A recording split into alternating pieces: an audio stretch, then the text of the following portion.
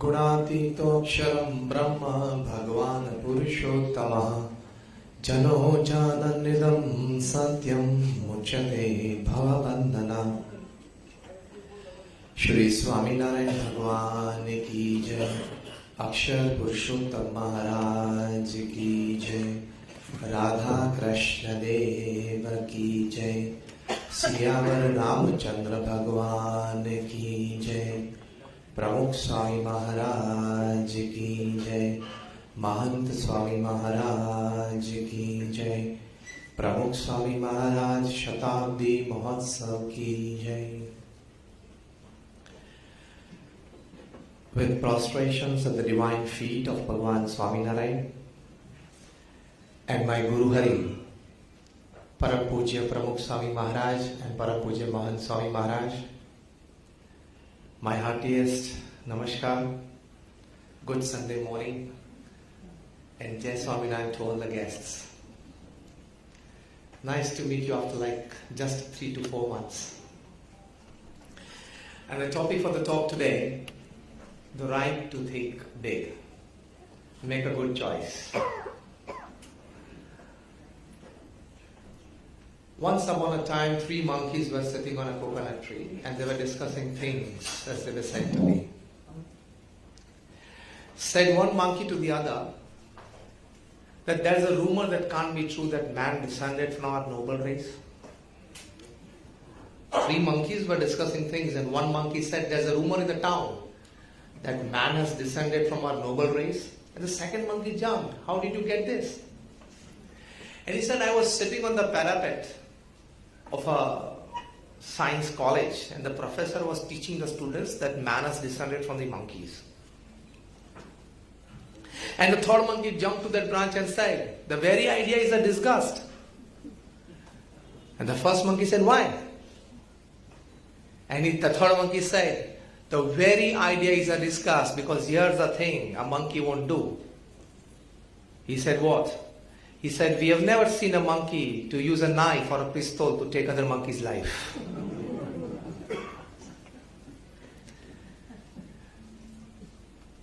We have never seen a mother monk to leave aside her babies with others to bunk. He listed out many things. And from that all the 3 decided, yes, man, the ordinary caste, might have descended from somewhere, but not from our noble race. This is because the thinking of the 21st century man, when it comes to norms, beliefs, routines, disciplines and ethics, has gone down to that level that even the monkeys, they don't want to call themselves as the ancestors of our human generation. The biggest loss of the 21st century man is the loss of our right to think big. Because we have incurred this loss, we have ceased to become a human being to quite an extent.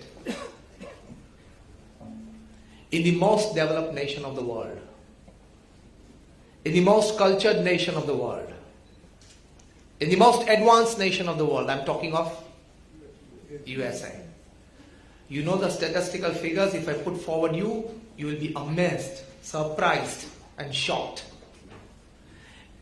In America, there is a murder every 17 minutes. There is a rape every 9 minutes. There is a theft every 7 minutes. There is a burglary every 3 minutes. 40% of the British populace are compulsive gamblers. A child under 10 is daily killed by his mother in Japan.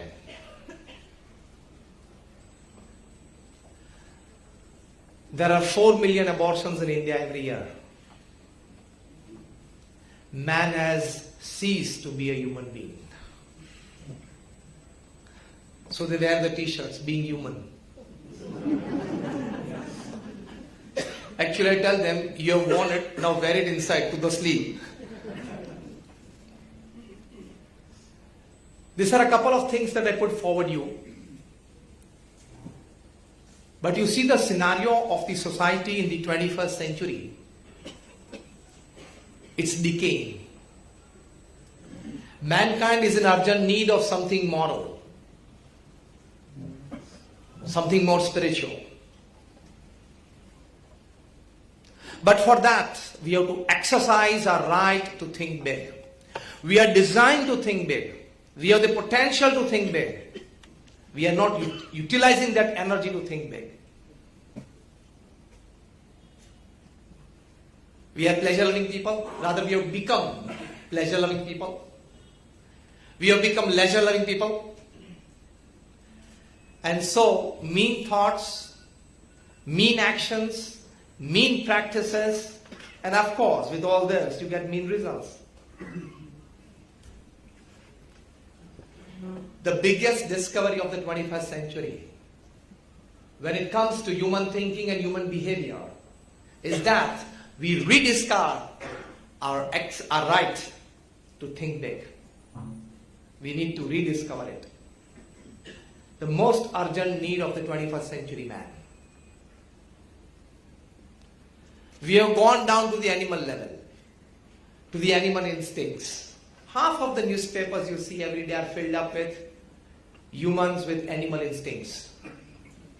In this word, I incorporate many meanings. You understand? I repeat. Half of the newspapers every day are filled up with news of humans behaving with animal instincts. Right or wrong? We have lost our right to think big. And that is why we have lost this place, because we wanted to make it heaven. So the first important aspect is to rediscover our right to think big. And it is always not the privilege of the academically qualified people. It is not always the privilege of the rich. Every human mind is potentially divine. Every human mind is potentially capable of thinking big. It does not have to be always a Harvard graduate for that. Yes or no? I'll tell you a very good story. A tycoon, a billionaire, he asked a car company to make a customized car for him. And the car was made. And when the car was supposed to be rolled out from the manufacturing unit to the roads, they found out that the car was about 2 inches taller than the exit gate. Now there was an issue. How to bring the car out? And so they decided to scrap it out. The painter said, I'll redo it, no issues. If the top of the car, the scratches, the color, I'll redo it. They did not find the idea good. So they approached the structural engineer. He said, doesn't matter. I'll break the beam and you can get the car out. They were discussing, and while they were discussing, the security at the gate, he was looking at things. And he said, sir, if you don't mind, can I suggest something? You, in this issue, this is our mentality. The start of thinking big comes here. चपरासी मुझे कोई अच्छा विचार दे सकता है, लेकिन अभी एक रिसर्च तैयार हुई है यूनाइटेड नेशन से, of the 100 best inventions and discoveries upon this earth, that includes the wheel as well, were given by people of class 3 and class 4. Sorry, 70% of the top 100 best discoveries and inventions. The cricket stadiums are full today because of the IPL, the T20. The idea came from the brain of a class 3 employee who was as a clerk sitting at the ICC office in London. From the basic question, why do football stadiums go full and why not cricket stadiums? The basic question. And from that evolved the idea of T20. And now you see cricket has revolutionized. Now they're thinking of T10. I don't know what will happen to it. My meaning to say is that it's not always the privilege of the big and the rich or the qualified and academically well off. It can come from any brain, because each and every human brain is potentially divine to prop up with the best ideas for the betterment of mankind. So this gentleman, the peon, rather the gatekeeper, he approached that, I have a suggestion. He said, Kya? What? And he said, if you deflate the tires, if you remove the air from the tires, the car will be 2 inches down. You can just roll out, fill air again in the tires, and then you can take it off. Oh my God, beautiful idea. The painter, the structural engineer, the manufacturer, the owner of the company, all well puzzled. And the class 4 Karmachari, he gave a wonderful idea. The tires were deflated. So it automatically, the car was 2 inches down. It was rolled out of the manufacturing place. Again out, the airs were filled, and the car was driven home. Newton had the biggest puzzle of his life. You know what? Sir Isaac Newton, who has given more than 150 inventions and discoveries to us. The calculus that we study in Standard 12, the laws of motion, the laws of gravity. You know, he writes in his autobiography the biggest puzzle of his life. It was, he had 2 cats. One was a bigger cat and one was a smaller cat. And he had made a hole for the bigger one. He always had a problem that how can the second one go through this hole, so he actually had to create 2 holes across the wall for the 2 cats. Many years after creating this hole, he came to know the hole from which the bigger cat can move, the smaller one can.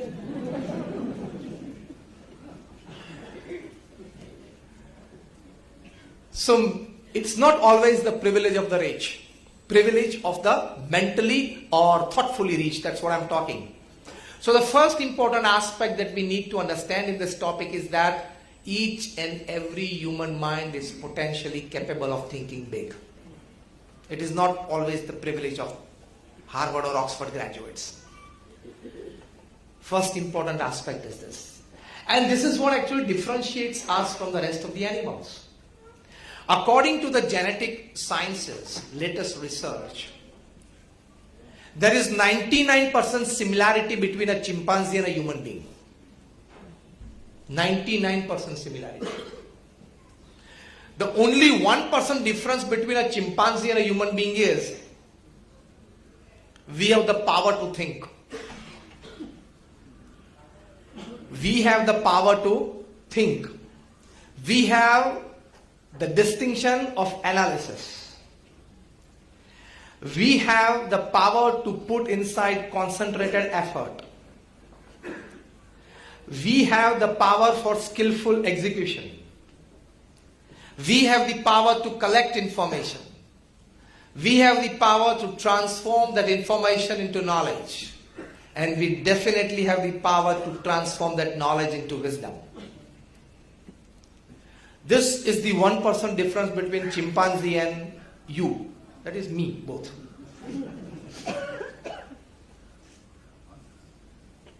That 1% we are not utilizing to the optimum. John Ruskin, the English poet, used to say, the history of mankind is the history of thoughts. Because everything that we see around us was once in a thought process. It came out as a thought from a human mind. And then we see this creation. The history of mankind is the history of thoughts. It's a fundamental thing. So now you have to keep your eyes open, your ears open, your consciousness in alert position. Then you learn lot many things from around you. You gain lot many aspects of thinking from people, things and circumstances around you.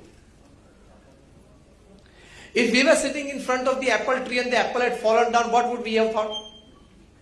क्या भगवान की कृपा यार, और Apple लेके खाते खाते घर चले जाते. न्यूटन ने देखा, कुछ फर्क पड़ा. हमने देखा होता तो कुछ फर्क नहीं पड़ता. क्योंकि the right to think big we have not exercised it. People have. Dr. APJ Abdul Kalam writes in his autobiography. He says that in 1944, when the World War II was at its peak, I was a small child and coming from a very humble background and a very poor family.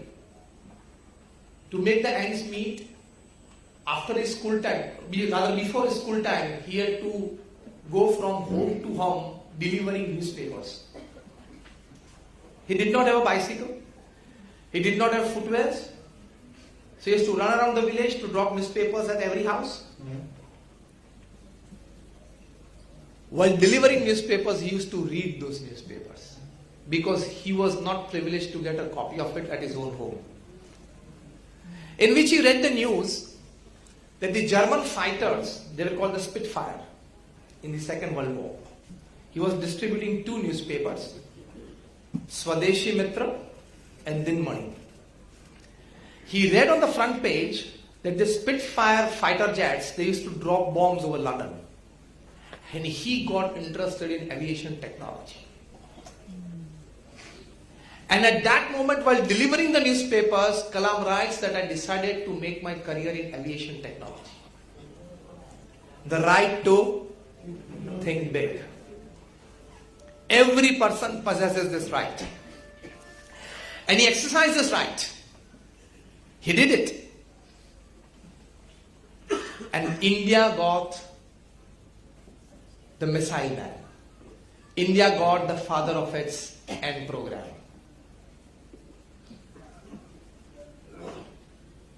Such stories you would find in abundance when you read the biographies and autobiographies of great and successful people.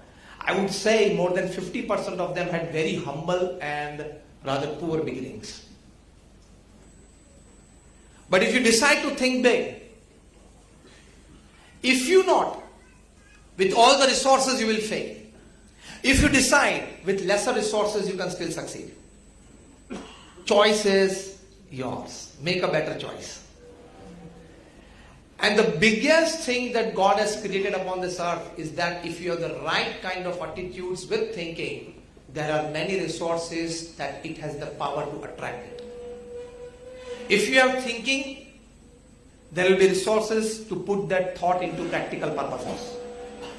And if you don't have the right thinking, the best of the resources available to you at your command would not help you to grow. This is an absolute fact of life. Once a small boy at the age of 12, he was sitting in a London park in front of the Big Bang Tower, and 12 noon time, and the bang started. The first bang, and he got a spark. The little boy's name was Wellington. His mother, she was working as a sweeper in the garden. So she would take her child with him and she would sweep the garden, and at that time the child would be sitting on the bench reading something, playing. The first bang and sparked something, and he said, Wellington will become the mayor of London.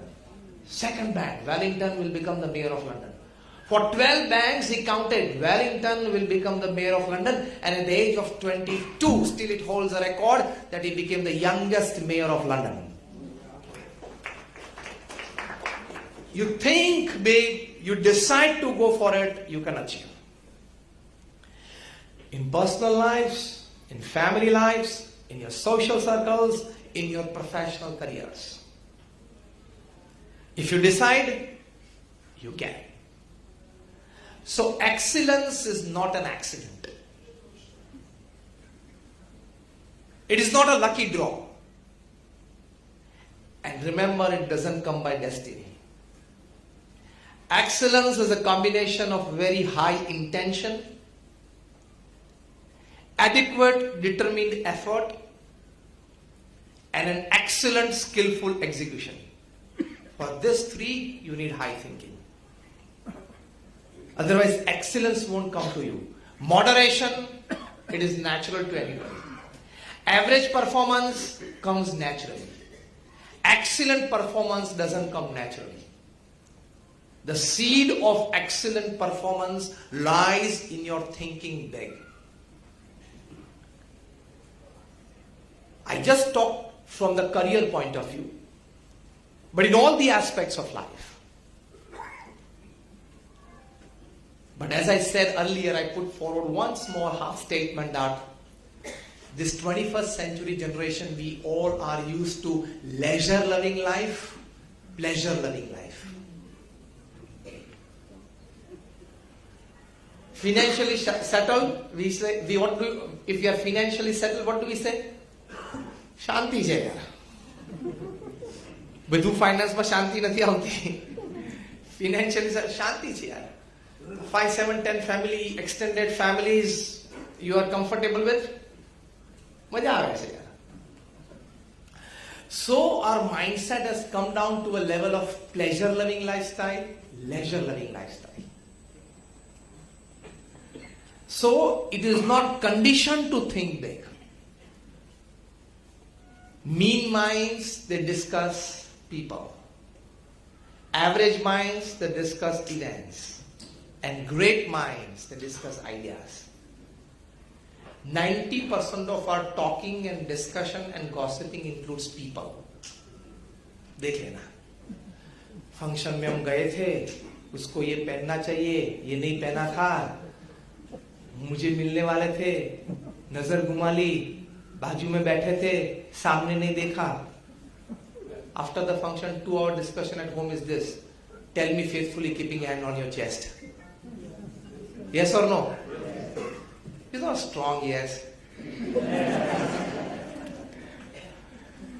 This happens. Did you go to the event for that?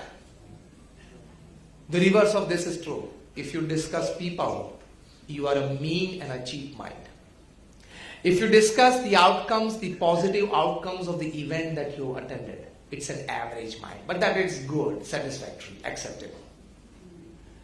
And if you discuss some good ideas or some good happenings in a way that could be helpful to you, your family, people, society, nation, whatever, it is a good mind. It is a developed mind. It is an evolved mind.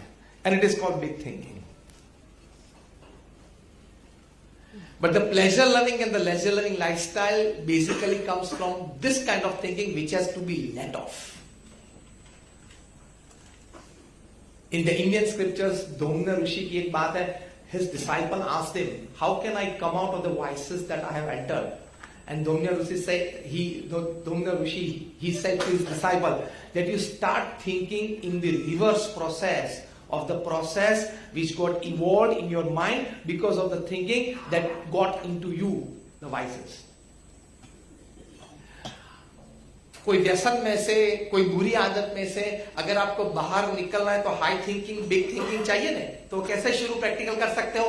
Start thinking and actually speaking sentences in your mind against that. For example, if you are a chain smoker or a cigarette smoker and if you want to leave, you must, but if you want to leave, then 10, 20, 25, 30, 40 times in a day you have to tell yourself that this is not good for my health. I must leave it. At least speak. That will trigger the thought process, which can be helpful. So Dhomna Rishi, he gives us an idea how to go for the big thinking. Decide upon the vices that you want to leave and you have to give your thought processes against it. And that can be very helpful. It is a bit difficult, a bit hard, but then it is the only process that happens. When Dr. APJ Abdul Kalam wrote the book Transcendence, My Spiritual Experiences with Pramukh Swami Maharaj, it's a wonderful book. He wrote 30 books in his lifetime, perhaps for which he got more than 48 honorary doctorate degrees in his life. Dr. APJ Abdul Kalam wrote the last book of his life, this Transcendence, subtitled My Spiritual Experiences with Pramukh Swami Maharaj, in which he writes, and he explained it to the youngsters when he came to dedicate that book to Pramukh Swami Maharaj in 2015 in Saranpur, the last years of Pramukh Swami when he was resting there. In the youth assembly, he gave a wonderful formula. He said, big thinking gives you righteousness in character. Big thinking gives you righteousness in character. Righteousness in character gives you the beauty of personality. Beauty of personality gives you harmony at home. Harmony at home gives you order in the nation. And order in the nation gives you peace in the world. Beautiful formula. I repeat, big thinking gives you righteousness of character. Righteousness of character gives you the beauty of personality. Beauty of personality gives you harmony in the home. Harmony in the home gives you order in the nation. And order in the nations together brings peace in the world. All starts with big thinking. All comes down to that. And that is why we could see why did Kalam generate this formula. It came from his thinking that he requested everybody that when I die, even on that day, forget on my anniversaries, but even on that day, don't declare a holiday. I want people to work. Even on my day, on the day when I'm dead, they should not leave the services of the nation. Otherwise, he knew that on that day, it would be declared. And it was declared. It has to be as part of the process and as a salutation to such a great man. But then his thinking was this. So people have come up with big thinking. Society comes up according to Kalam's formula with this big thinking. The best and the highest thinking what I can do in a particular circumstance or a situation or a happening has to be thought first. The first response is always the animal instinct. Suppress it a bit and give a second chance to thinking, and from animal instinct you rise to better human thinking and behaviors. Got it or not? Give a second chance to think. So it is always together. Think and rethink. Never alone the think. Because the think alone is definitely absolutely filled with animal instincts. उसने मुझे मारा, अब मैं भी देख लूंगा. उसने मुझे ये कहा, मैं भी कहूंगा. The first thinking is always an animal instinct. The rethink after the thinking gives a human touch to it. And that is the base of big thinking. And only those people have rose above certain ranks. Only those people have climbed the heights or achieved certain levels of human behaviors and giving to society. Those who have decided to think big, decided to exercise their right to think big. Why did I put the word right is, we are potentially capable of thinking it, but we are not exercising the right of it. That is the biggest problem. The biggest problem that we are facing. Now coming to practical situations. What will inspire you for bigger thinking? First important aspect is your consciousness. Sometimes we are physically present and mentally absent. This will not help you. Physically present, mentally absent, then it is not going to help you. Consciousness, one. Alertness. What is happening around me? Who is sitting? Who is talking? What I am supposed to talk? That alertness. How am I supposed to behave? Consciousness and alertness of people and happenings around you will give you an inspiration for higher thinking. Very fundamental thing I am talking. Dr. APJ Abdul Kalam writes in this book, Transcendence, that when I was very young, his father was a mullah. Just meters away from his house was a church. A few meters away from that was a mandir. So in the evening, in his compound, the priest from the church, the pujari of the mandir, and the mullah, his father, all three would get together and they would alternatively recite from their religious texts, and then they would discuss on it that what is the common thing that has been taught to us by the great seers of the past. Kalam said, I subconsciously used to hear all this while playing around in the compound. But then those words entered. At least he writes subconsciously, but then much things went into it because it was in a conscious state of mind. And he said that one of our saints, Thiruvallur, he said once that if you want to experience divinity, where would you, and what is the practical proof of experiencing it? And he said that in the presence of somebody, if your any emotional pain disappears, take that presence as a cosmic reality. Take that presence as a divinity. For many years, Dr. APJ Abdul Kalam had stored these words in his mind. So this is consciousness and alertness of big thinking. And in the year 2000, when he met Pramukh Swami Maharaj in Delhi, he had many inner frustrations towards happenings in society. Being a very noble and a gentle personality, he would not outburst those things. But he had that deep concern, why not my country, a fully developed country? So for that, he used to constantly ponder upon that. But in the presence of Pramukh Swami Maharaj, he started experiencing that my emotional pain is getting dissolved. At the end of 1 hour meeting with Pramukh Swami Maharaj one-to-one, he felt totally relieved because he got in the presence of Pramukh Swami Maharaj not only that experience but the right kind of understanding through words in the form of knowledge that how could all the problems of the world can be dissolved. He was very much impressed. At that time he repeated these words. His vision was making India a superpower by 2020. He writes in this book. He wanted to make India where it would be peace without wars. He wanted to make India where there would be love without hatred. He wanted to make India where there would be prosperity without poverty. But he would constantly get disturbed because of the happenings in the society. As I said, half of the newspapers every day is filled up with humans in animal instincts. Pramukh Swami Maharaj at that time gave him a wonderful advice. To be at peace with himself. And Pramukh Swami Maharaj said, see, we are the creatures of God.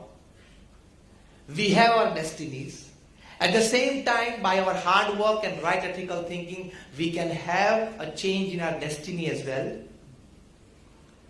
Our job is to do the right things at the right time for the right kind of people. Leave the rest in God's hands. He decides. The other meaning of karmanyavadikaraste ma phaleshu kadachana. This big thinking introduced in Kalam's mind by Pramukh Swami Maharaj made him feel relieved. He writes this in his book.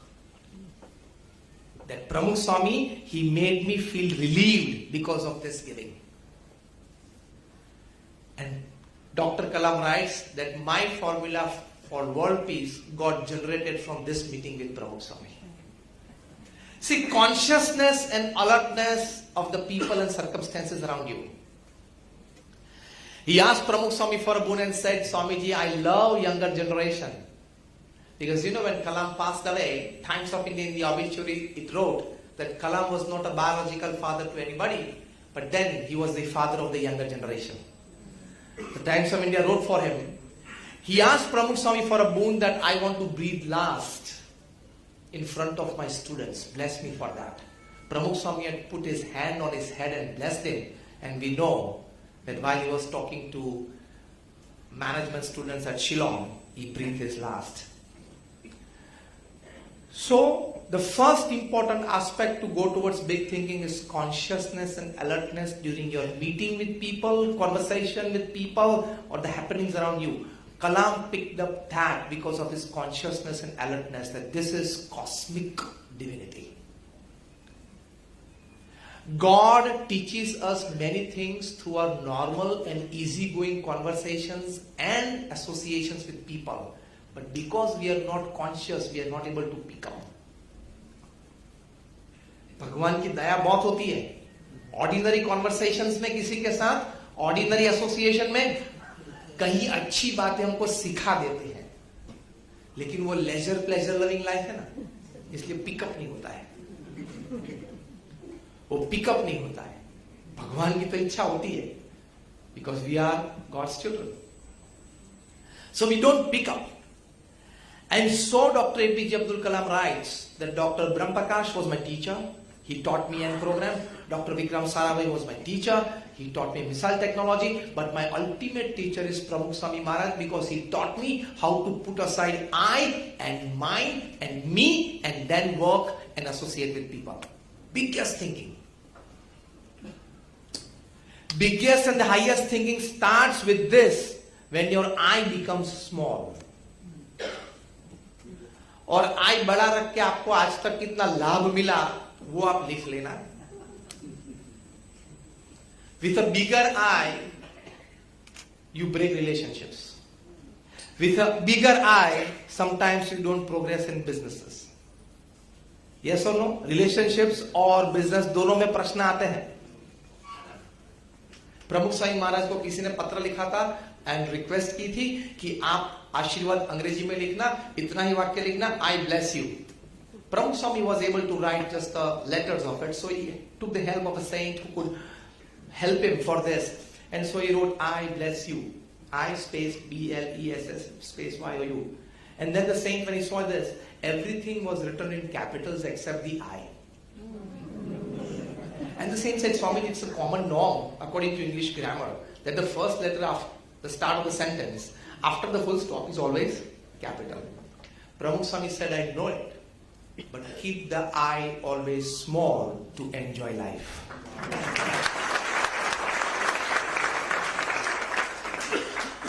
Keep the I always small. और I अगर आप बड़ा रखते हो, that is the principal barrier of you not going to your fullest potential of big thinking. Principal barrier. क्योंकि आई बड़ा रखते हो तो कोई आपको इंफॉर्मेशन देगा, हाँ पता है मुझे, आई नो. नहीं पता है भाई साहब, बोलते हैं ना मुझे नहीं पता है प्लीज. क्योंकि अगर आपने कहा कि अच्छा तो आपको ऐसा लगता, आपको ऐसा महसूस होता है कि ये सोचेगा कि उसके पास इंफॉर्मेशन है, मेरे पास नहीं है, तो मैं कैसा लगूंगा. एम आई एनालाइजिंग थिंग्स प्रॉपरली? आप मुझे हाँ कहते रहना जैसे मैं बोलता जाऊं. So, this is the biggest problem in the society, and we are not able to exercise our right to think big. We are not making a good choice by keeping the I big. And nobody's big I has stood. Nobody's big I has stood the test of time. Right or wrong? Yes or no? Yes. And those who have reduced their I to ashes, they have stood the test of time. How many of you know the name of your great grandfather? Raise your hands. Quite many of you, impressed. How many of you know the name of your forefather of the 15th century?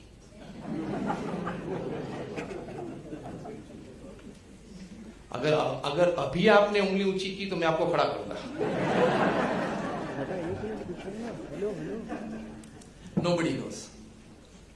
How many of you know the name of Narsi Mehta or Mirabai? They were from the 15th century. Now my question to all of you. You are not related biologically to Narsi Mehta. Yes or no? Yes. He was not your forefather. He did not leave a property for you in his will. Actually did not happen. The story is continuing. He did not leave a property for you in his will. Right or wrong? My simple, straight away question on your chest is, you know his name when you were not related to him, and you don't know the name of your forefather of the same times whose blood runs in you. Give me the result. You know the name of Narsi Mehta 500 years back, And you don't know the name of the person whose blood runs in your veins, who was of the same times. Give me the name of a couple of kings of the 15th century, a couple of emperors of the 15th century. You don't know. And you know the name of Narsimha Mehta or Mirabai. Not many reasons. Not big reasons. The only reason is that I don't say that your forefathers, they didn't do anything upon this earth. But at least they didn't do one minimum thing. They did not reduce their eye to ashes during their lifetime. And these people, they dissolve themselves for an entity, reduce their eye to ashes. And so they have stood the test of time. As simple as that. I reduced, and the big thinking starts. I tell you, you read the best of experiments, surveys, or researches, all three. Experiments, surveys, and researches in social relationships and better living upon this earth. More than 1,000 books from the West. And against that book, I would keep simple verses of Narsimha Mehta, Mirabai, and the great sayings of the Swaminarayan Sampradaya like Muktanand and Premanand Swami, and you would find that those from the researches today, from the West, for better social relationships or better human life, were already told 200 years, 500 years back by this great saint poets of India. तो वो thinking उनके पास research, सर्वे और experiment के बिना आई कहां से? हाँ या ना? Got my point properly? 500 साल पहले उनको सोशल सर्वे उनके पास नहीं था, एक्सपेरिमेंट करने के लिए कोई लैब नहीं थी, वॉलंटियर्स नहीं थे सर्वे करने के लिए, रिसर्च का कोई मटेरियल नहीं था. People 200 kilometers away didn't knew each other, they didn't met each other. I'm talking of things 500 years back. How did this level of thinking of social behaviors, relationships, and high human living come in the mind, and that they could express in words beautifully in their works? That means they broke the eye barrier, and the amrut, the nectar of big thinking, sprouted out. So keep your eye small, because for whichever thing you are keeping your eye big, there is a person right besides you who has a bigger possession of that particular asset to break your eye. Tell me yes or no. Simple. You have the right to keep big eye only if you have decided, and only if you have the power, and only if you have, by exercising that power, you have won over life and death. मृत्यु पे अगर आपका विजय हो गया है तो आप पाए रखने की इजाजत है. Who knows tomorrow morning I'm going to get up? Just raise his hands. 1.5 lakh people live this earth every day. Out of them, 8,000 they don't open their eyes in the morning. 8,000 लोग रात को एक कार्यक्रम पूरा. उनमें से कभी भी हो सकता है. तो why to keep that eye? And time has the power. If you don't go by thinking, then by power it has its own ways to reduce your eye to ashes. Even if you are a person of 12,000 crores, you can go into a rented flat. Anybody. Even if you are the Sahara of thousands of families, you can still lie Be-Sahara in Tihar.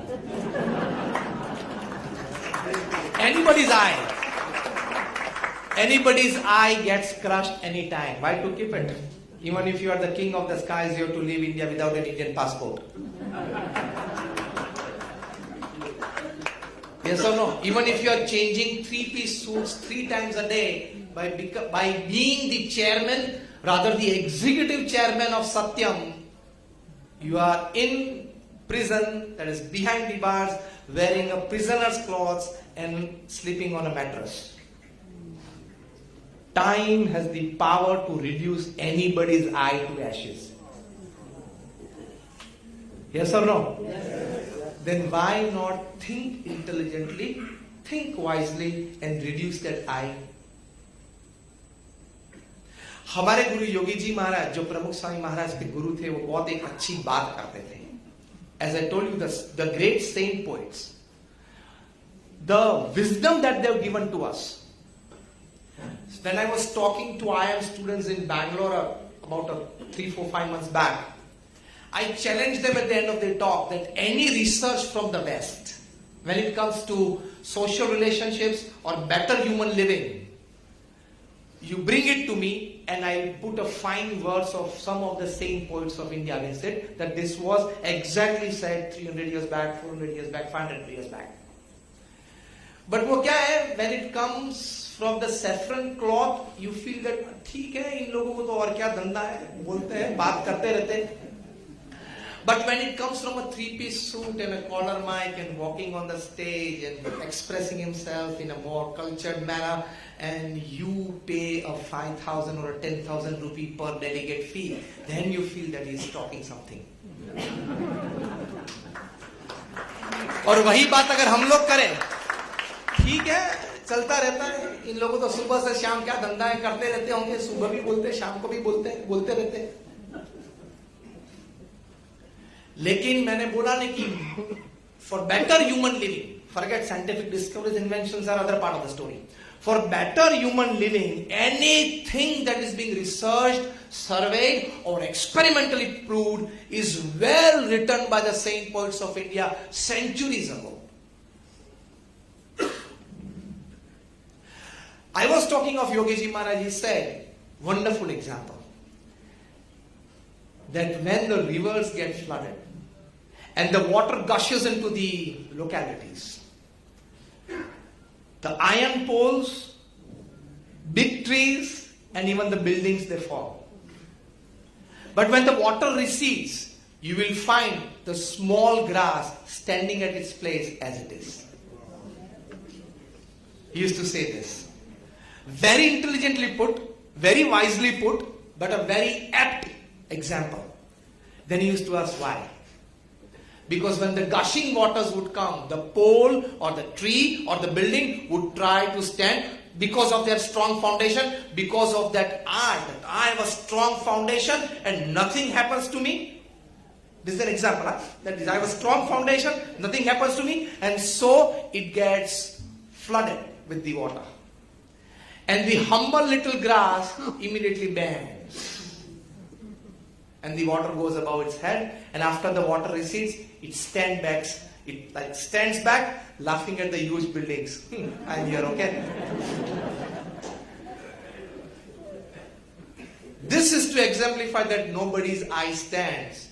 So, before time slaps you to reduce your eye to ashes, wisely thinking, you reduce it, then the big thinking starts in your life.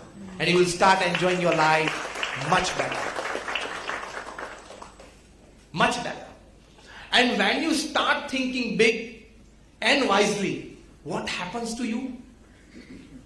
What advantage you get into? Once Pramukh Swami Maharaj in 1991 here in Dadar temple was interviewed by Harkishan Mehta. He was then the chief editor of Janmabhoomi Pravasi. Harkishan Mehta, Mohan Bhai must be knowing him personally. Chitralekha. So Harkishan Mehta asked wonderful practical questions to Pramukh Swami. The first question asked was, he said, Swamiji, you are doing wonderful work for the society, selflessly, to this scale. But if somebody criticizes you or speaks foul for you, then Pramukh Swami immediately responded that we remain least concerned about that. Only when somebody criticizes us, we close our eyes, get into a mode of introspection and think that are we right in the eyes of God? Are we right ethically? Are we right in the hearts of people? If we get a yes answer, we don't bother about the criticism. Immediately Harkishan Mehta asked, But then if the criticizer is right if the criticizer is wrong then Pramukh Swami said if he is wrong, we have never gone to answer him. We just pray for him that God gives him the right understanding. This is called big thinking. आपकी 20 साल की friendship किसी के साथ तोड़ाना है तो it takes me only 5 minutes. And it takes only 5 minutes for you also to break somebody's 20 or 30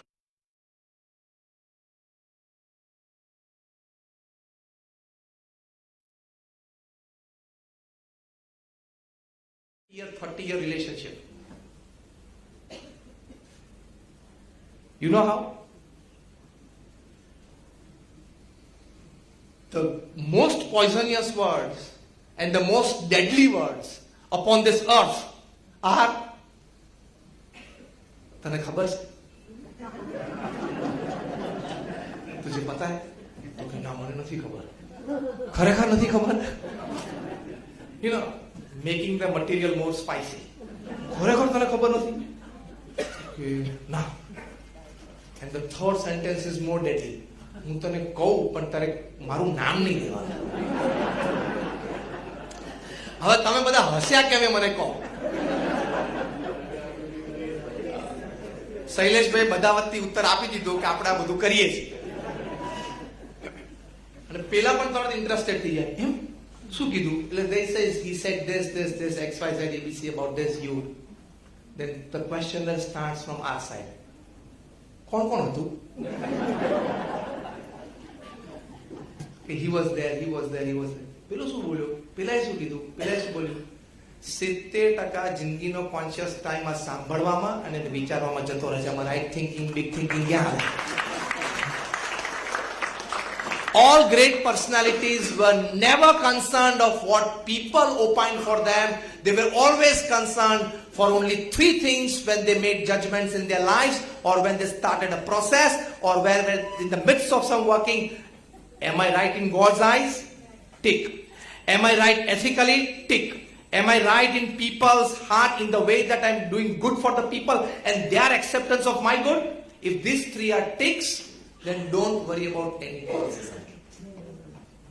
This is called big thinking. એને મને આવું કીધું છે ને એટલે હવે આવો પ્રસંગ બીજી વાર આવે ને 10 વર્ષ રાહ જોવે. ફરી વખત એવો લગ્ન પ્રસંગ આવે અને ફરી વખત ગ્રુપ ભેગું થાય.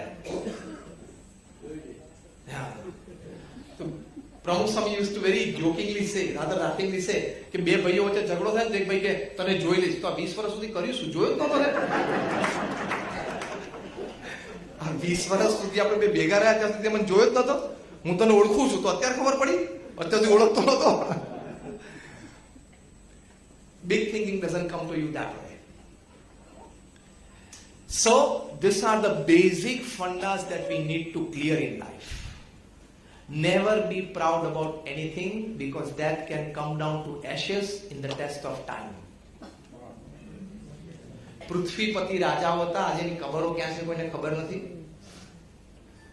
Those people who would put their feet on the ground and the ground would shake, they were powerful share બજારના માણસો હતા કે નહીં? કે જે લોકો if they sneeze, Wall Street would catch fever. That powerful people.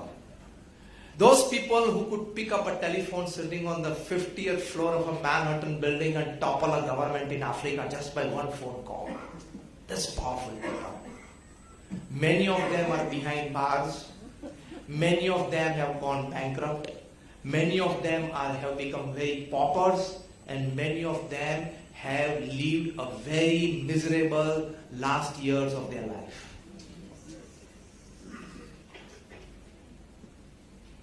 Time પાસે બહુ પાવર છે.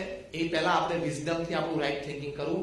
All the palaces all over the world R empty. All the palaces all over the world are empty. मतलब they are not inhabited today by the original descendants of the royal family. આ વિચારવાનું એટલે આઈ ઓછો થઈ જાય. આય ઓછો થઈ જાય. That gives you the right to big thinking. This is called consciousness. This is called alertness. We talked of Kalam, we talked of Pramukh Swami Maharaj. These people rose to this level because they dissolved their I, and that is how sprouted out the right to think big. They got this advantage. So when you think big, another big practical advantage that I want to tell you today is, you will not have a confrontational style of dealing with people. You will develop a style of developing consciousness while working. Not confrontational, but consensus. This is the biggest right that you exercise of big thinking, and this is called internal democracy. Not confrontational, but consensus. That is the way you developed. And then whatever you see, wherever you see, you get into the highest mode of thinking. When 2002, September 24th was the day when terrorists attacked Akshardham in Natinagar. The whole incident happened. After a few days, Pramukh Swami Maharaj himself visited the place and he sprinkled pious water at all the places where the innocent people were killed.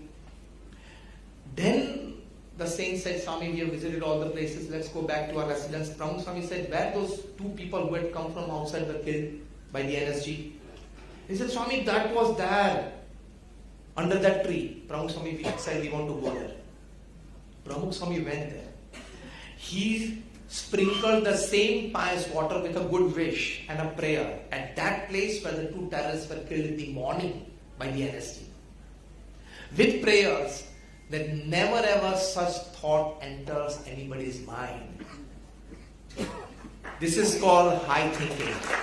Dr. APJ Abdul Kalam writes this in this book, Transcendence. He mentions this incident. And he comes out with another good type of high thinking and good thinking and big thinking from this incident. Pramukh Swami came up with a big thinking that he went there also and sprinkled pious water for the good of their souls also. But Abdul Kalam sprouted up again a good idea that Pramukh Swami went there to sprinkle the pious water at the place where the two terrorists were killed, and he gave a message to the world that every human life is sacred. What a thinking! Every human life is pious. Every human life is sacred. ज्यादा तो पता नहीं चले समाज में, लेकिन घर में जो साथ में रहते उतना तो समझ लो कि every human life is Payas.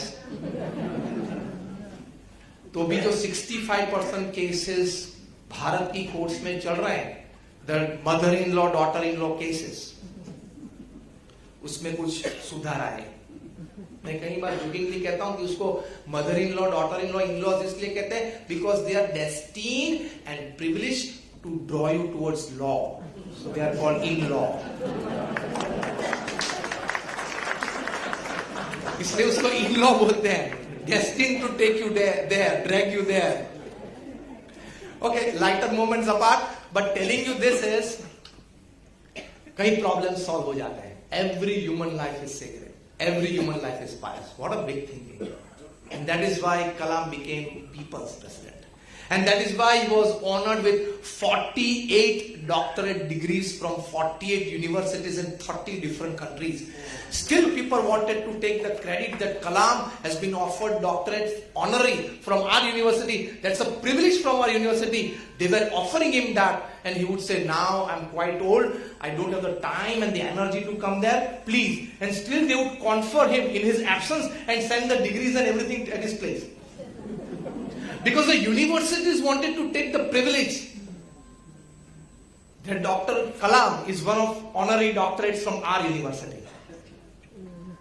And some of us, we are living such a life that even our neighbors don't want us besides them. हमारे कई neighbors इच्छते हैं कि exact words बोली क्या दिनेश भाई, जाए तो सारू. And people used to confer these degrees to Kalam. Kalam was not a billionaire. Was he? After coming out, while coming out from the presidential palace, he had just 2 briefcases. In one briefcase was his 3 pairs of clothes, second briefcase was his books and material. And बोले कि sir सामान अंदर पड़ा है? कलाम नहीं, यही सामान है. प्रेसिडेंशियल पैलेस में से बाहर निकलते वक्त इतना ही सामान था.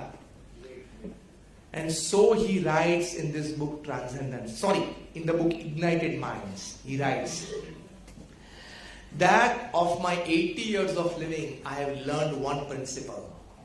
And then he writes, now I'm quoting him not just word to word but letter to letter.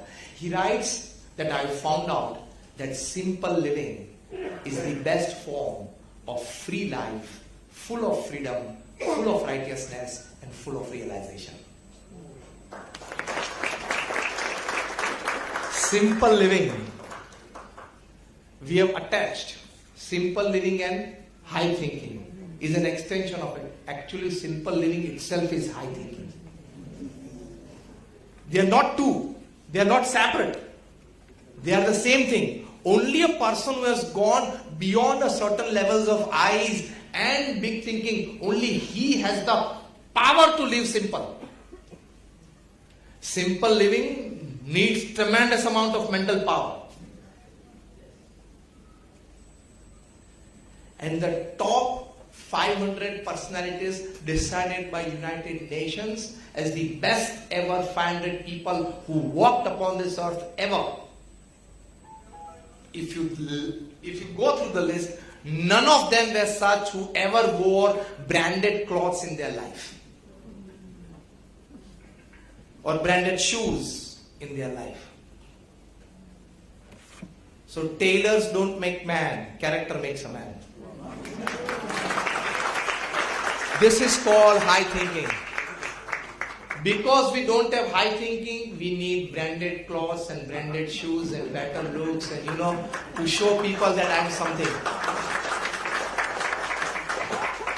Kalam was asked why long hairs? He said, I don't get enough time to cut the hairs. Narendra Modi was asked why half sleeve kurtas, because that was new. Kurtas are normally full sleeve. He said that I had extensive traveling as RSS Pracharak. So my briefcase was very small. My baggage was so small that it did not have enough space that if I have full sleeve kurtas I could fold and get into it. And actually that was taking more of water and more of soap to wash it. So I cut it myself. He said this. I cut the sleeves myself so that janjat come. People who have reached a certain level, they have certain level of thinking. Forget the resources. Resources will not get you long, thinking will get you long. Actually, resources are an obstacle for your big thinking. Those people who are born with silver spoon, they carry on with the silver and the golden spoon. Their brains don't develop. I tell it confidently. Those people who are born with silver or golden spoons. And many of them even with platinum spoons. Their brains remain copper and iron. They don't develop. Because बचपन से ये सब व्यवस्थाएं मिल गई, मान सम्मान मिल गया, प्रतिष्ठा मिल गई, riches मिल गए, Mercedes मिल गई, तो the minds don't develop. Minds develop when the resources are less. Step ahead when you don't crave for resources. Resources high thinking के साथ ऐसे ही आते हैं. हमारे गुरु शास्त्री जी महाराज एक अच्छी बात करते थे, जिन्होंने प्रमुख साईं महाराज को दीक्षा दी थी. That when you buy a bull or a cow from a farmer and you take it after paying the money, you don't have to pay for the flies who are there stuck on the body of the cow. Simple example of such great sayings. By that he meant that if you go for high thinking, big thinking, you will not have to carry or worry for the resources like the bugs or the flies on the body of the cow or the bull that you have purchased. As you go along with it, the flies come along with it, resource will be dragged behind such high thinking. You don't have to worry for it. The I think Steve Jobs gave, the iPhone, the iPad and the iPod. Thinking.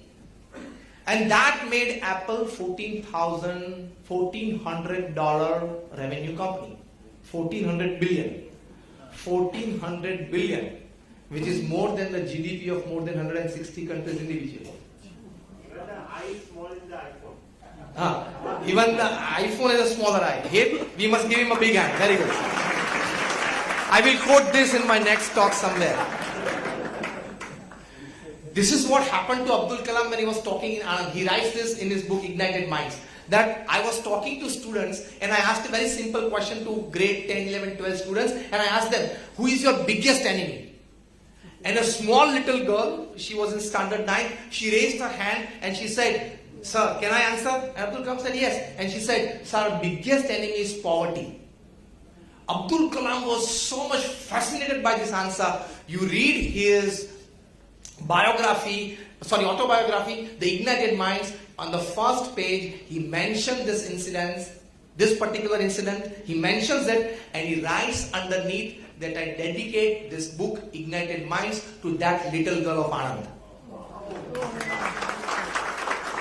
So I'll dedicate my next talk to him. That doesn't mean I'm a Kalam. I'm a small person. But then we are trying to tread the path of the great Mahajano yen gataha sa panthaha. We always try to tread the path treaded by the great. This is how you become. So that is great thinking. That it gives. Kalam presented his idea to Pramukh Swami Maharaj and said, by 2020 when we want to make India a superpower, I have decided with my team to work upon principal 5 areas by which, the results of which can make India a superpower. Then he said the first is health and education. Second is agriculture. Third is information and communication. Fourth is infrastructure. And fifth is critical technology. And he humbly asked Pramukh Swami, because already he had experienced something in his presence, Swamiji, do you would like to add or alter something? And Pramukh Swami said yes. Add the 6th element, faith in humanity and faith in God. And he adds this, that these 6 departments we need to work. And Pramukh Swami came up with a logical reason for adding the 6th element. He said, with the best of institutes and infrastructure that you have, but if the worst of humans, then 1 lakh crore, 1.5 lakh crore, 2 lakh crore directly on the government coffers. Corruption. Best of institutes, they have gone rotten because they did not get the right kind of person at the top. Isn't it? The right kind of person at the top comes when he has faith in humanity, he has faith in values, and he has faith in God. And he added the 6th element. He added it, expressed it beautifully, and used to talk. Even when in his last talk at Shillong, he mentioned this incident. I heard the audio of it because it was just half talk. He got a massive cardiac arrest while he was standing on the podium in front of his students.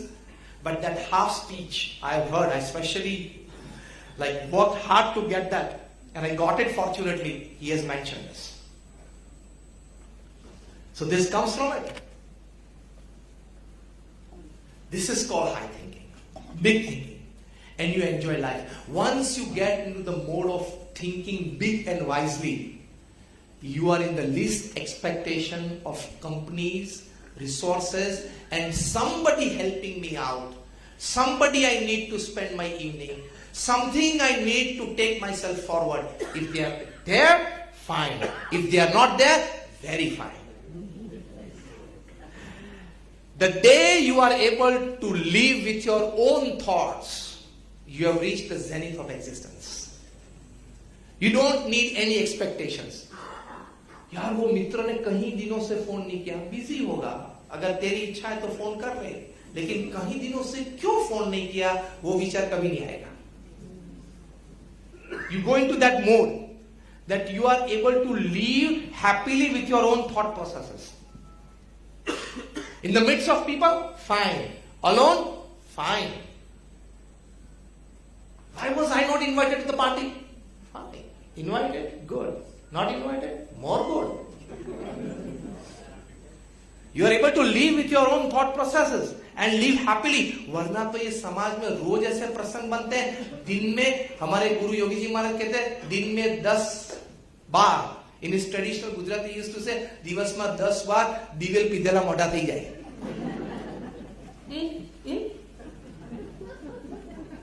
થઈ જાય દિવસમાં 10 વાર. When you are in the mode of high thinking, big thinking, it's a wise state of existence of your mind. And that wise state is happenings you accept gracefully. Situations you accept gracefully. And people coming in your life, living your life, you accept gracefully. It's a good state of mind. I normally teach the 60-20-10-10 principle of relationships and work. 60% of the people that you develop relationships with will remain with you lifetime. And that 20% of the people that you have in your life, you will have to pay a high maintenance value to keep that relationship alive. Pumping a lot of resources. बार-बार मान देना पड़ता है, बार-बार बुलाना पड़ता है. You know, keeping a message every third day, good morning, कैसा है? Some relationships, they need a high maintenance value. Huh? That comes to 60 plus 20 is 80. Another 10% of the relationships of your life are bound to get spoiled. Chinta mat karna. This is everybody's story. 7 billion population upon this earth. And the last 10% of the relationships are bound to get converted into enmity, if not enmity, severe competition or envy. So when a relationship breaks, give 3 chances to it every 2 months for 6 months. If it doesn't rejoin, say a very big bye, wish him or her good, pray for him, turn around your face, and most importantly, don't forget to delete his number from your mobile. So बार बार आप scroll करो और वो नाम आए तो चिंता, यार इसने मेरे साथ ऐसा किया, वो 10% वाला था. तेरे साथ जो ऐसा किया वो 10 plus 10 वाला था, वो रिलेशनशिप था. This 60-20-10-10 is everybody's story. Now introspect, yes or no? Yes. Yes or no? Yes. Then why to worry about it? Then you have nothing to worry, everything to enjoy. So this is called big thinking. This is called right thinking. We are potentially capable of doing it, but we are not exercising the right of it. We need to exercise that potential power that we have within. Because a man at the end of the day and at the end of his life is a bundle of his thoughts. Whatever you thought for the whole day, you are in the evening. Whatever you thought for the whole of your life, you are at the end of your life, 60, 70, 80 years when you are there at that stage. So man at the end of his day and at the end of his life is a bundle of his thoughts. Why not to keep that high? Why not to keep that big? Then you will enjoy life. That gives you power of it. Actually, as I say, we are potentially capable. This is written in the scriptures. Vayam amrutasya putraha. We are the children of God. We are the children of God. There is a real life story that a princess, her age must be like 7 or 8. And she was very naughty, indisciplined, going around. And you know, that she did not behave according to the dignity of the royal family. And this was at that time in the 18th century in the British royal family. So her mother, her father, everybody were concerned about. They had a tutor for her. And the tutor was also trying to devise ways for her to have that dignity of behavior according to the royal legacy that she was in. And then she devised a way that she designed a bookmarker for all her textbooks, all her homework books, and that bookmarker read one sentence, that I am the 8th in the succession to the British throne. What the bookmarker read? I am the 8th in succession to the British throne. This little girl would repeatedly read that sentence again and again. Within 4-5 months, the big thinking started. And I belong to royal family. In future, I'm going to be the queen. I need to walk, talk, think in a royal, dignified way with myself, with people, with situations and circumstances around me. Change their life. So we are potentially capable of big thinking. Sometimes we need an injection from outside. And today's talk is for that. To get a big injection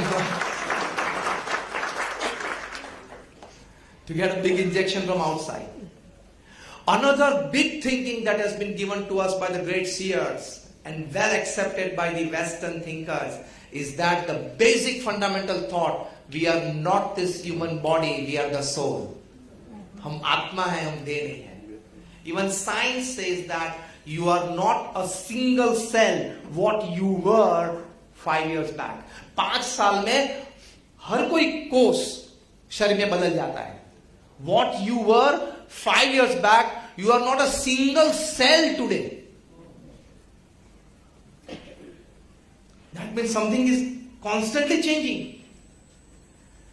Don't take this as a super spiritual understanding. This is a very practical understanding. It helps us a lot. When Pramukh Swami Maharaj was insulted non-stop for 1 hour by a cabinet minister, he was at that time the member of the Planning Commission of India. I would not hesitate now to name him because Pramukh Swami Maharaj is no longer upon this earth. His name, Yogendra Makwana. Yes. He insulted Pramukh Swami Maharaj for 1 hour. Pramukh Swami Maharaj at that time was at Paramanand Bhai's place. And Rajni Bhai knows it well, that incident right from that time of happening.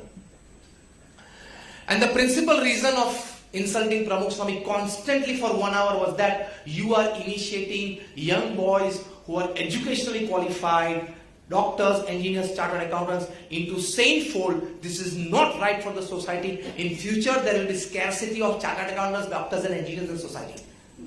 अरे भाई जितने अभी है उसको तो पहले job दो.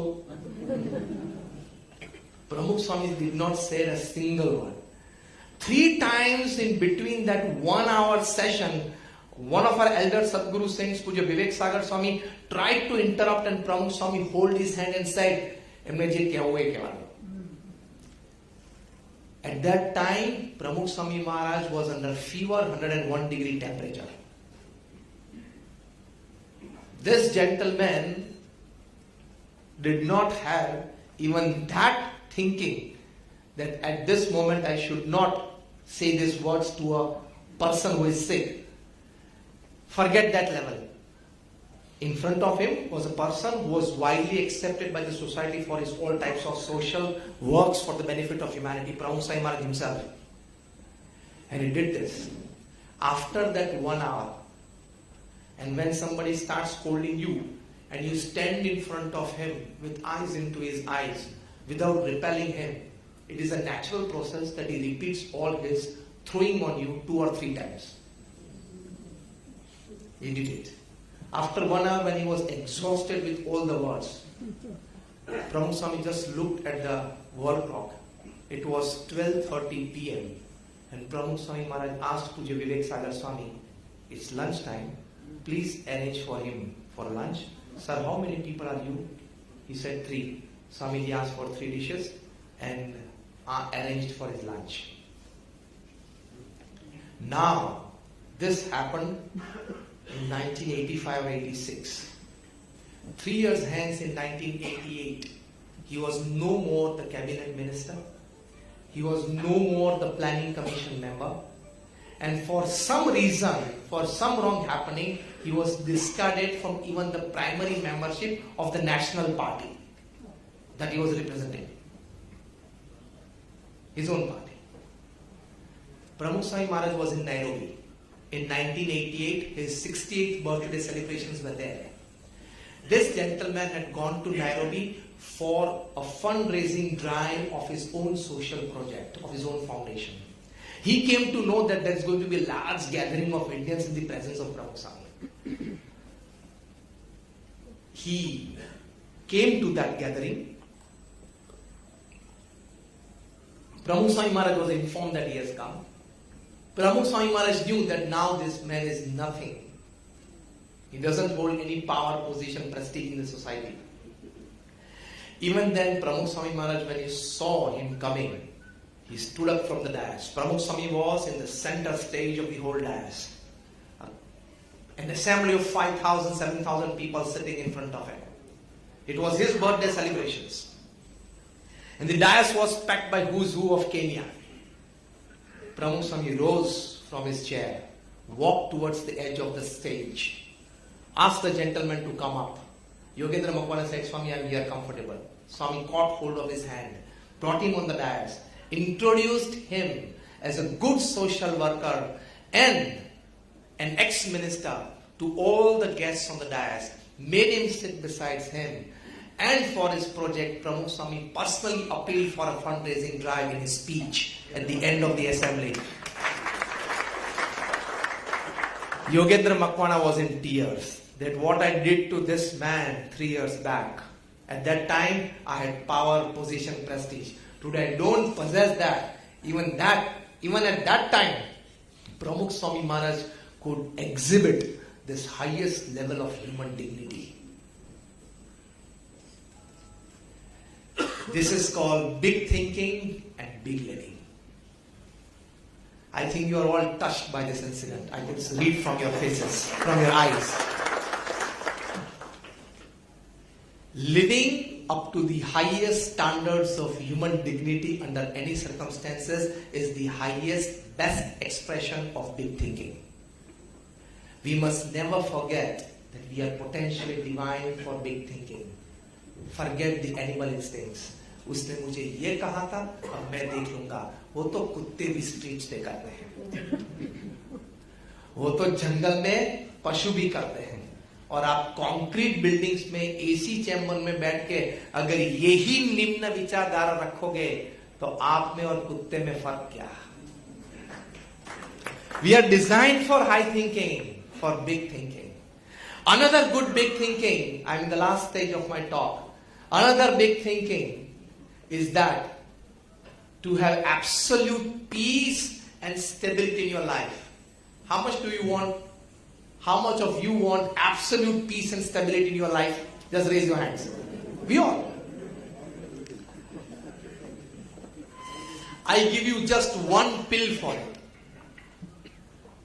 That pill once a day and whenever the circumstances arise. और डायबिटीज में क्या होता है? कुछ सुबह में ले लेते हैं और फिर जब भी शुगर कम ज्यादा हुई, yesterday or day before yesterday we were in Nasik, and at that time we met a gentleman. He came up to me and said, Swami, bring some sweet for me. I immediately understood that his sugar level has gone down. I asked the volunteer. I also ran out of my room and got something for him.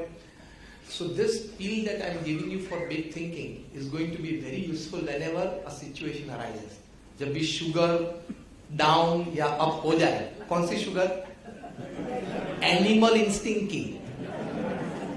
Animal instincts की sugar down या up हो जाए, उस वक्त ये pill लेना. और regular रोज सुबह एक तो ले ही लेना. वो pill क्या है? God is the all-doer. Whatever happens in my life happens with the wish of God, happens for my good, and happens for my progress if I keep this right attitude. मेरे जीवन में जो कुछ बन रहा है वो भगवान की इच्छा से हो रहा है, मेरे अच्छे के लिए हो रहा है, और मैं अगर ये विचार रखूंगा तो इसमें मेरी प्रगति है. Pramukh Swami Maharaj was asked the essence of his 95 years of wisdom-filled life. And he said this, Bhagwan ne karta harta manwa. It's not that you don't apply all your resources to come out of a bad situation. You have to apply. That is a human endeavor. That is a human effort. But the understanding that you need to keep at this time, to maintain peace within and to maintain stability in your life is this understanding that definitely a wrong situation has propped up in my life, something wrong, valley has gone in my life.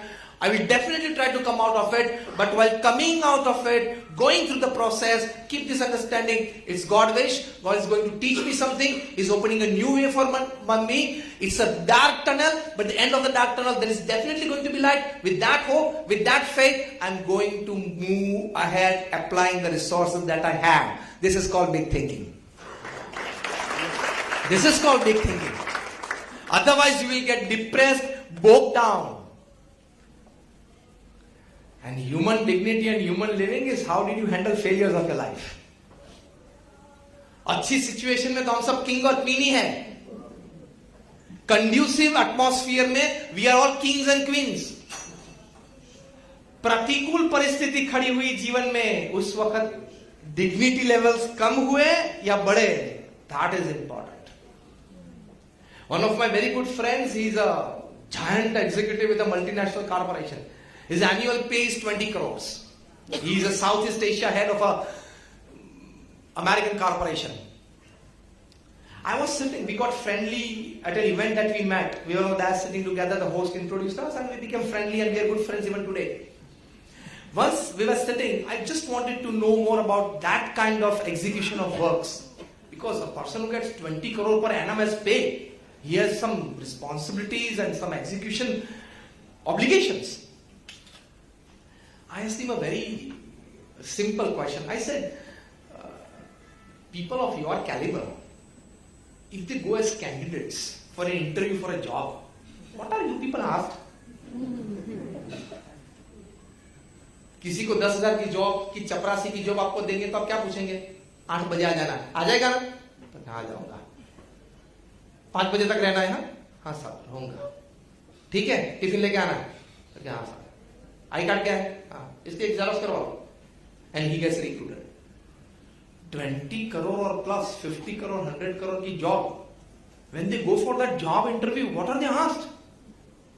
Because already they have experience of handling an employee force of 10,000, 15,000, 20,000. Already they know what are infrastructure, systems, managements and HRs. Already they know what is 15,000 crore and 20,000 crore turnovers. They know everything.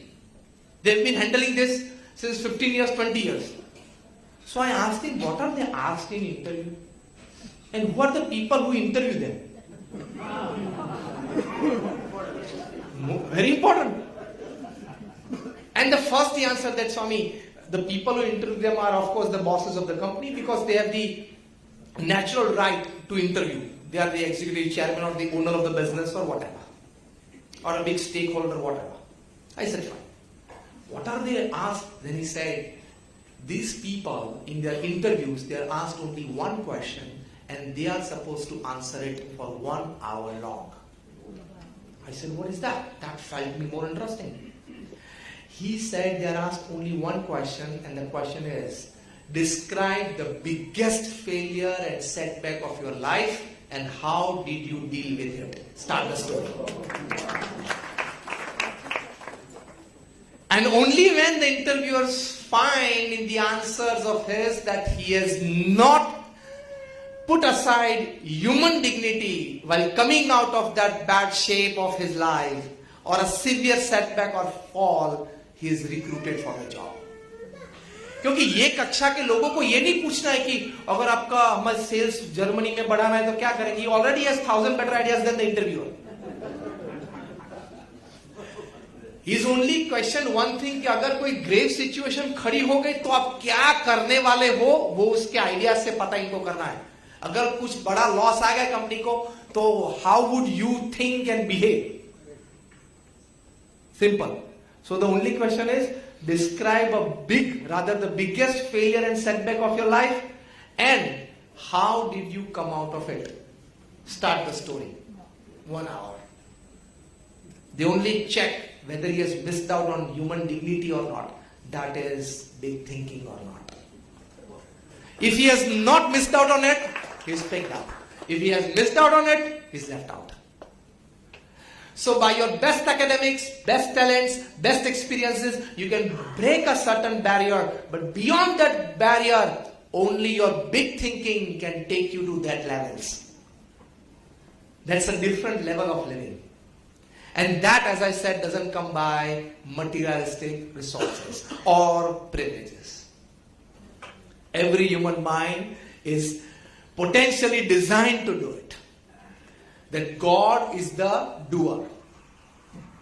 Sarva karta harta Bhagwan hai. God is the all doer, and whatever happens in my life happens for my good, for my progress. Bhagwan ne karta harta jana. This was the biggest strength of Pramukh Swami's life. I am opening a secret of Pramukh Swami's life. Opening the secret of his peace and stability that he enjoyed for 95 years.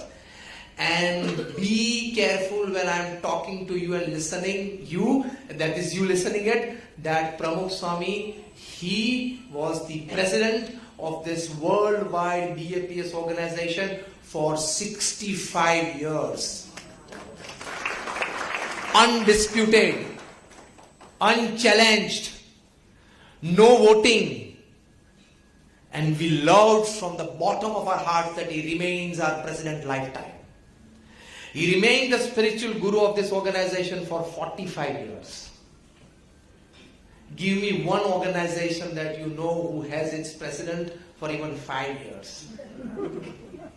हर 2-3 साल में elections होते हैं, तो नया president आता है, first year में काम करता है, सेकेंड ईयर में रिस्पॉन्सेस सपोर्ट्स कम मिलने लगते हैं क्योंकि स्वभाव प्रकृति बाहर आ जाती है, और थर्ड ईयर को पॉलिटिकल प्लानिंग में ही जाता है. Whoever's back you slap is everybody's back. हर एक ऑर्गेनाइजेशन में ये होता है. Imagine BAPS our organization. You have heard of Lions International, you have heard of Rotary International. BAPS is that level of organization. We have got a permanent seat in the United Nations as an NGO. We are that big organization with a presence in more than 60 countries. आपने दादर का एक मंदिर देखा है ना? अच्छा, अक्षरधाम तो देखा है ना? गुजरात में या दिल्ली में. ऐसे छोटे मोटे 1500 campus in 60 countries, one man show, Pramukh Swami Maharaj. One man show. Along with that, 200 hospitals, schools, hostels and colleges. He built it and successfully administered it. In future, Pramukh Swami's management will be taught in the best B schools of the world. Our generation will see. Dekhna. Take these words from me today. तो उनके जीवन का एक रहस्य, the key of his good living, the key of the peace and stability that he enjoyed. मैं इसलिए कहता हूं कि इतनी बड़ी संस्था होती है, इतने बड़े समुदाय में काम करना. आप जो कॉर्पोरेशंस में काम करते हो, कंपनी में, वहां आपका काम है पे and smile. You pay money to your employee and there is a smile on his face because he likes your pay. And there is a smile on your face as a boss of the company because you are liking his work.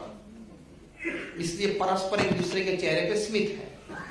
In NGOs like us, it is serve and smile relationship. You have to serve and smile. I don't have any bank account. No saints has. I don't charge a single rupee for my talks. Salish पे हमारे करो. साक्षी नहीं बोला.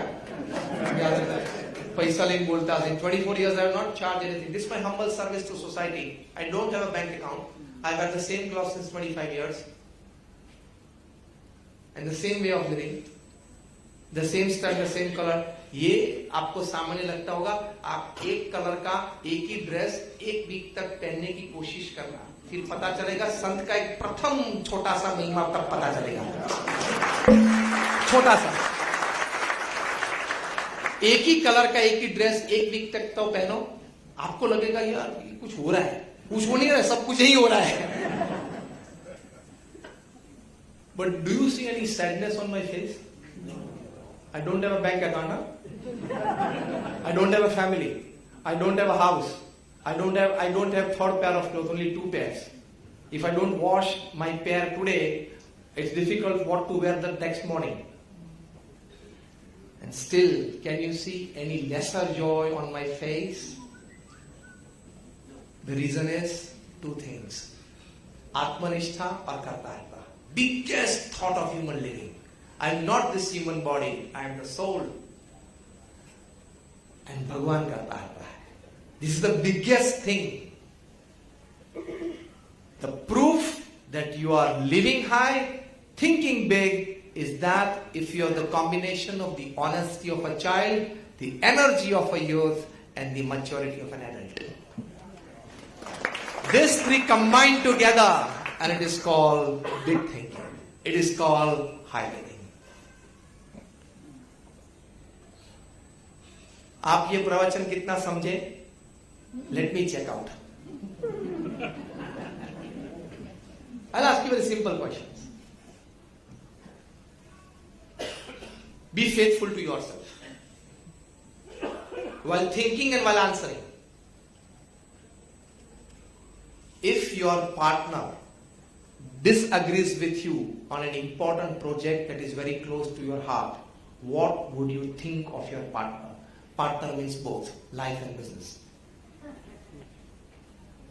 I give you 10-15 seconds to think. What if your partner absolutely disagrees with you, is exactly on the opposite end of the table?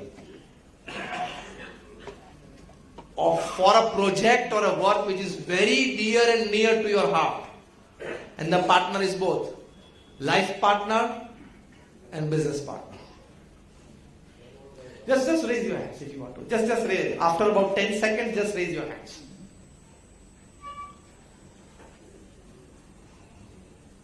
I want to see how many hands are raised.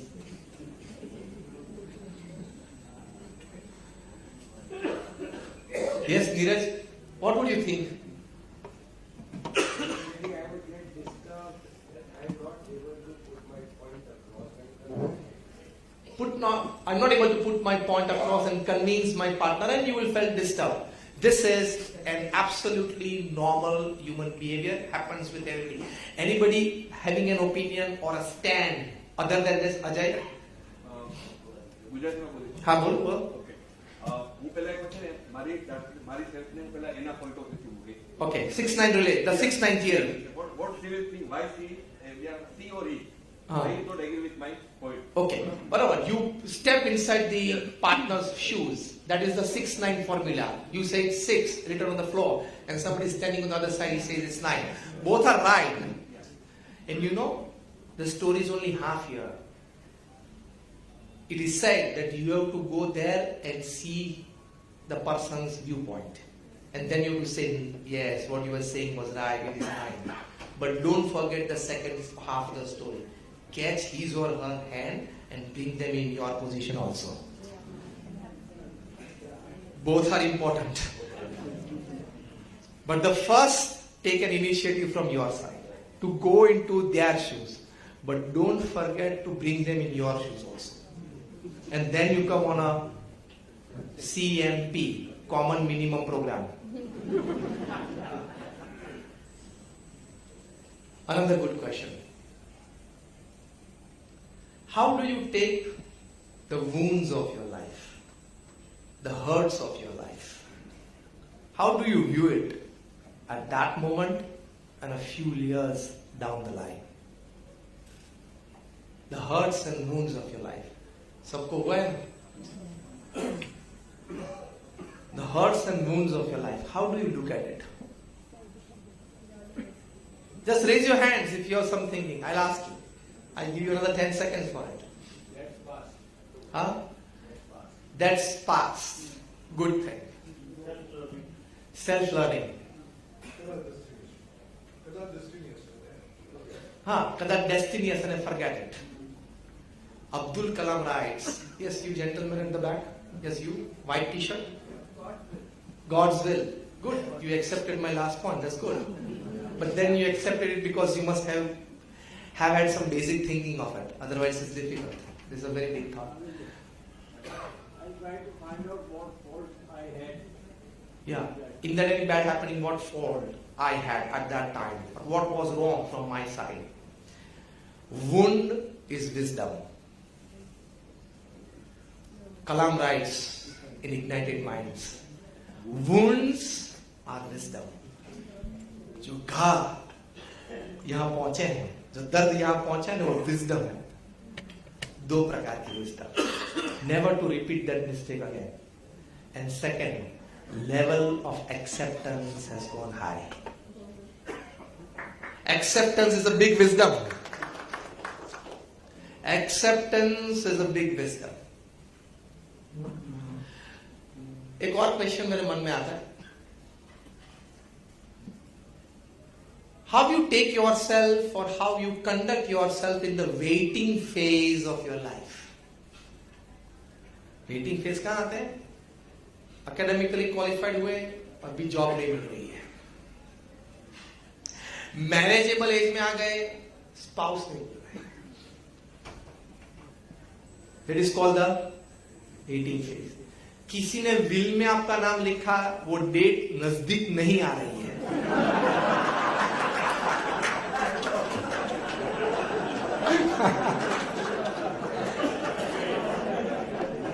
इसको क्या बोलते हैं? Waiting phase.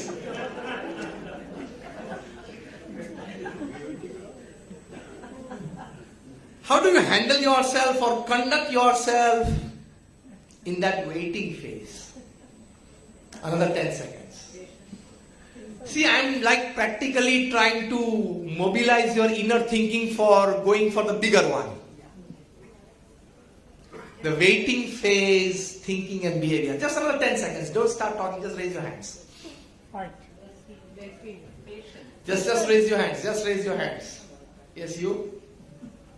20 years ago when I did my MBA, same thing had happened 20 years ago. I didn't have a job. The belief I will become big and the self-belief I am on the right track. I was from a normal B grade. Fine, accept it. That is the waiting phase. I am on the right track and one day I will achieve. That is the idea. Today you have achieved. Wherever you wanted to be, you achieved. But then this basic thinking, I am on the right track and I will achieve. With that consciousness and hope, a good word said, belief, is a good conduct in the waiting phase. Any other aspect or attitude? Patience.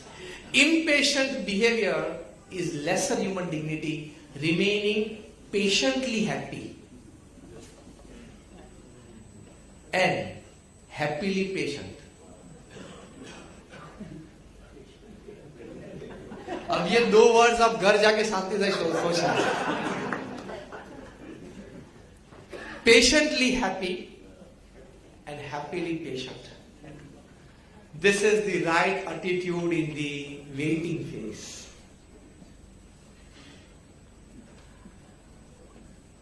We go for riches. We want riches in life. I'm talking materialistically.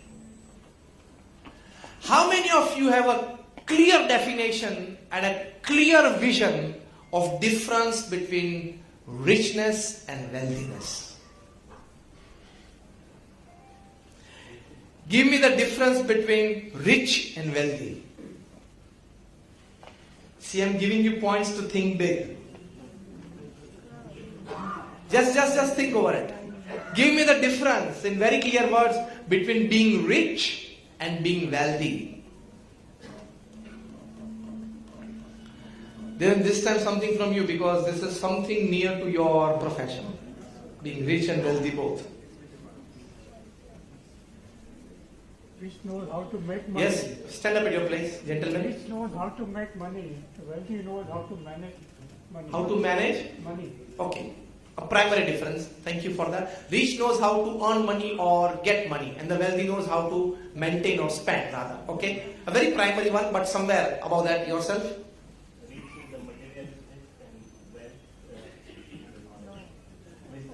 Knowledge is wisdom. A bit closer to quite big thinking. This is, we know that, very Sataka, Oh. I believe in being wealthy is that Swati Saro Paraiva, Sara Harman. So that is being wealthy, wealthy. Near to the best. Rich is materialistic and wealthy is all kinds of riches, not only just money, but relationships, your harmony with people around you. I just want one more thing added to it.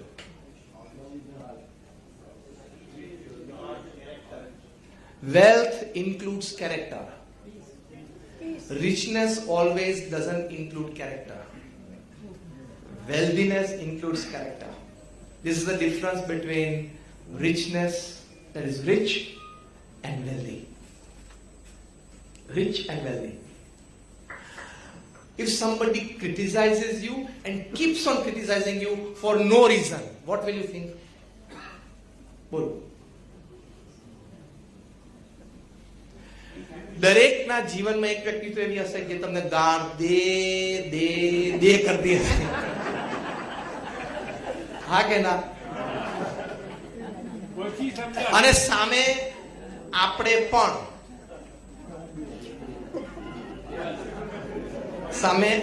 પણ કોકના માટે constantly એક negative opinion આપણા મનમાં હશે જ. What if somebody constantly criticizes you or have a bad mouthing for you 24/7, 365, 60? Now tell me, what would you think your attitude and aspects? I give you 10 seconds. Think over it. Think over it. Ashok, he is habituated. I am not concerned.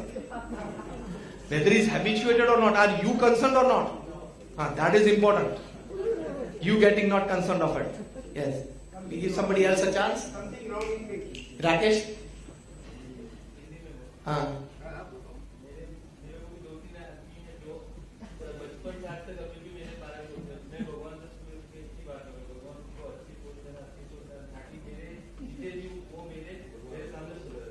Acha, okay. That's a very good big thinking.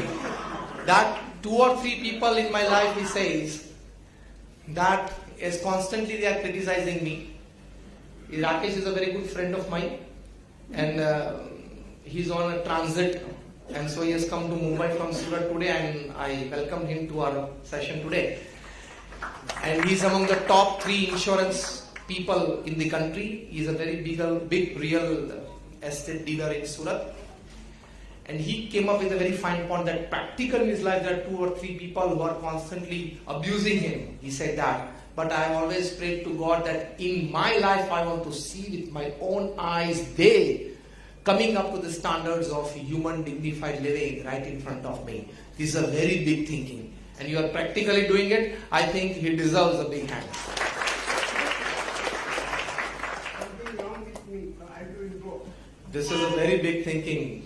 Fine to say, difficult to practice, but then if you are practicing, definitely a big kudos to you as well. That something, if at all that is wrong, it's wrong with me. It's a very big thinking. At least once in some spoiled relationships or something going haywire, if you give a small thought to yourself in this angle, it can be very, very helpful. You will immediately be opened to, the gates will open to your wrong side of the story. So that's a very big thinking, but then fine to hear from all of you. Nice to care and share for this kind of thinking. So thinking big is a basic human dignity, is a high human living, and it is a choice to be made, and it is an inherent character of human soul. We are all potentially capable of going for big thinking. Only thing, we have to break the barrier of animal instinct and rise to human dignified living. My all prayers for all of you. Thank you very much that you are all here today, and hope we meet again. Thank you very much.